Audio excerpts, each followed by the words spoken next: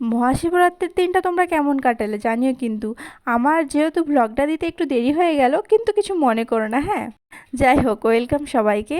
আমি আমার কাটানো মহাশিবরাত্রির দিনটা নিয়ে চলে এলাম তোমাদের কাছে একটা ছোট্ট ভ্লগের মাধ্যমে।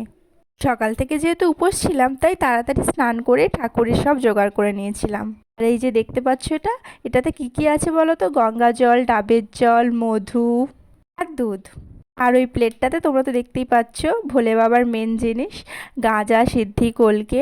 তারপর আমি আর আমার বোন মিলে বুড়ো শিব বাবাকে একটু মধু, একটু ঘি, আর তারপর ওই নিবেদন করা ডাবের জল, গঙ্গা জল আর দুধটা দিয়ে দিচ্ছিলাম।